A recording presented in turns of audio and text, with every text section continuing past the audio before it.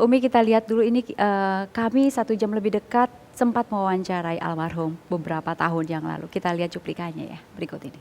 Kemudian Iya, saya nangis gitu kan. Terus besoknya saya berangkat umroh pakai kain ihram. Sampai di Mekah kita tawaf wada. Begitu di saat selesai tawaf, saya doa di Multazam gitu antara Hajar Aswad dengan pintu Ka'bah.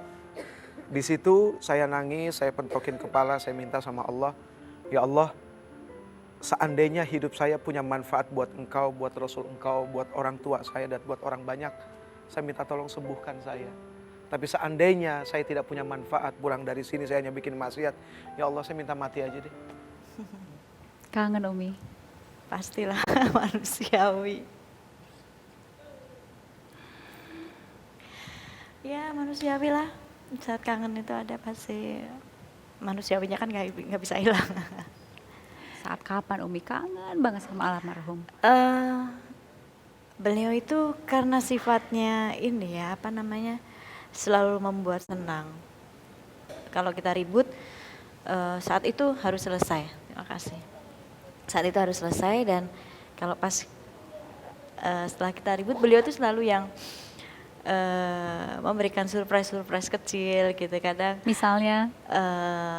Ya kadang apa ngasih hadiah gitu nanti pas saya tidur kadang diselipin di atas di bawah bantal atau di tumpukan baju-baju di lemari saya gitu-gitu jadi kangen yang gitu-gitu kadang bercanda sama anak-anak dan setiap malam kalau pas pulang dakwah itu biasa saya sama beliau suka duduk di depan balkon gitu. Kita ada gambar yang ingin kami perlihatkan ke Umi ya berikut ini.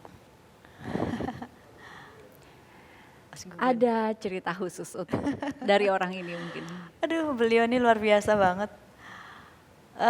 Dulu saya cover girl tahun 96-97 begitu hijrah kemana-mana saya kenal lah sama Mas Gugun ini. Mas Gugun ini tipe orang yang selalu mengayomi, selalu ingin membantu. Nah saat itu karena saya sendiri di Jakarta, ada kakak saya tapi di daerah Tangerang, saya sendiri terus selalu kemana-mana naik angkot gitu ya. Yang akhirnya Mas Gugun yang nolong saya kemana-mana dianterin segala macam. Bahkan saat itu dia kepengen banget ngorbitin saya jadi penyanyi gitu ya. Pokoknya luar biasa lah sampai saat saya ketemu sama beliau, sama almarhum.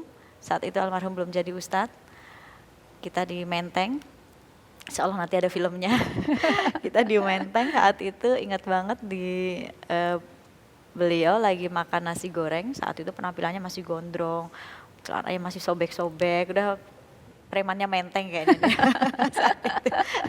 Terus saya masih di dalam mobil, yang kata Mas Gun, ikut gue yuk, kemana?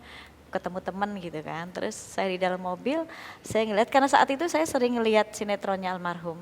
Waktu itu Kerinduan ada di salah satu stasiun TV, yang saya pun suka dengan aktingnya dia, bandel tapi rajin sholat gitu kan, yang akhirnya waktu saya di dalam mobil, itu kan si Jeffrey saya gitu kan, yang akhirnya Mas Gun aku pengen kenal dong, gitu. Jangan, pokoknya awas ya kalau sampai kamu turun dari mobil. Nggak boleh tuh? Nggak boleh sama Jadi sekali. nggak turun sama sekali? Saya nggak turun sama sekali, tapi saat itu almarhum ngelihat saya gitu kan, Gun siapa itu? Gitu. Adik gue, katanya kenalin dong, enggak jangan, akhirnya di situ kita nggak kenalan, hanya pandang-pandangan aja dari jauh. Nah ini ada foto yang lain ya. Oke, yang ini nih. Tahun berapa, nama grupnya apa, lagunya berapa, dan lain-lain. Ini tuh tahun berapa ya nyanyi sama mereka tuh hampir 6 tahun yang lalu ya. 6 tahun atau 5 tahun yang lalu gitu. Ini Fatima yang ngasih nama grupnya juga almarhum. Saat itu nggak sengaja. Yang membentuknya juga almarhum juga. Saat itu nggak sengaja kebentuk ini. Waktu itu penggalangan dana untuk Palestina.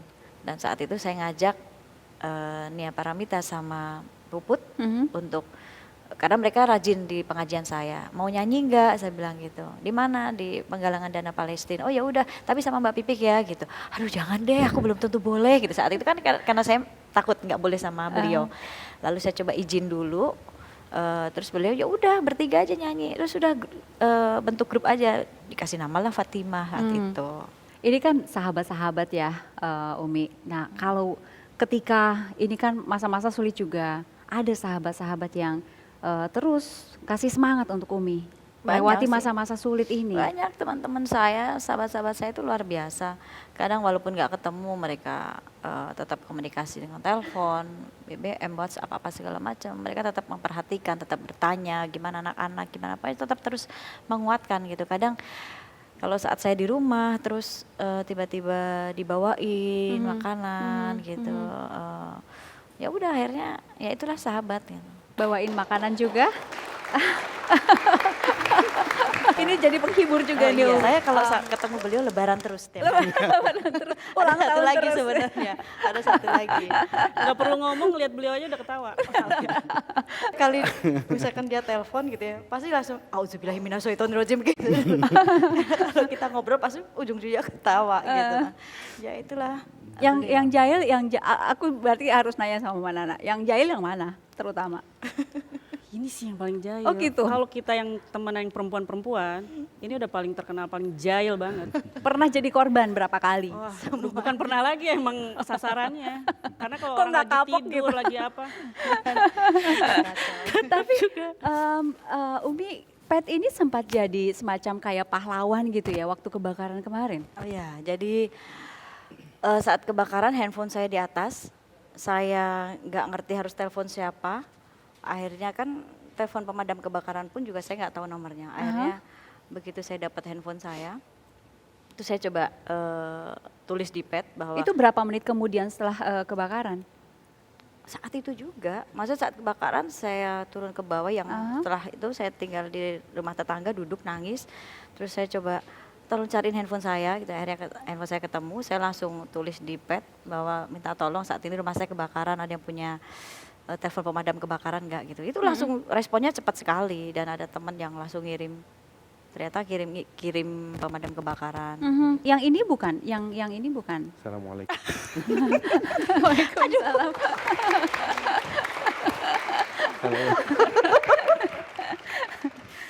Kenapa Umi? Dua ya. Coba Umi kenalin satu-satu deh. Ini udah kayak grup lawak kalau berdua. Saya kalau sama mereka berdua tuh pasti Penuh TV. bahagia. Ya ngelihat mukanya aja sudah bikin saya selalu bahagia. Oke, Mas kaget nggak Mas lihat kondisi? Sangat kaget. Dan itu panas sekali kan di dalam situ. Waktu itu datang jam berapa? Jam 4 ya, kalau nggak salah jam 4. 4 kurang seperempat lah, jam 4 pagi gitu. Oke. Waktu itu Umi dalam kondisi yang Shock dan kita nggak sempat lagi untuk apa yang harus kita lakukan dan segala macam, udah nggak sempat, kita lakukan aja apa yang bisa kita lakukan. Ya banyak orang juga di situ yang kita juga nggak tahu itu siapa, tapi ya kita coba blocking aja karena memang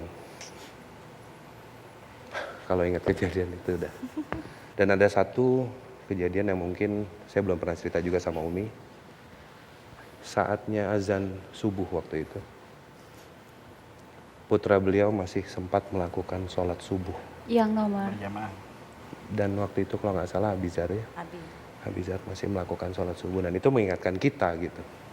Untuk Masya Allah dalam kejadian seperti ini, Abizar mengingatkan kita gitu untuk tetap bahwa memang ini saatnya sholat. Dan Abizar yang mengingatkan kita. Baru tahu di Umi. Baru tahu.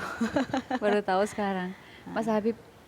Itu kenalannya di mana di? Iya pengajian aja, jadi Pengajian teman-teman kumpul gitu, terus ya melihat mungkin banyak orang yang juga ingin dekat dengan beliau gitu ya, sebagai sahabat gitu ya.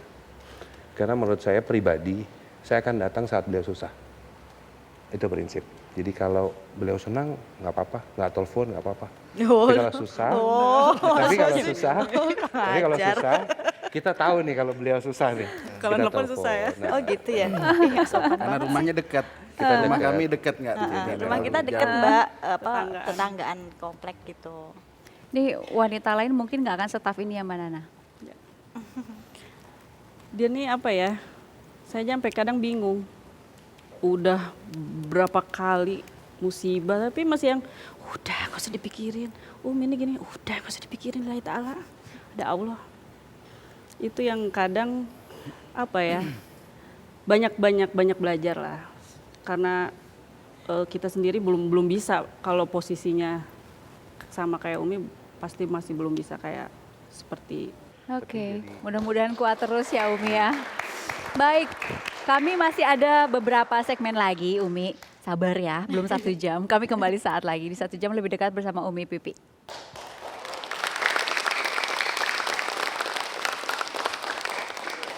Alhamdulillah Pipik tenang, tegar, tapi Umi malahnya sedih melulu.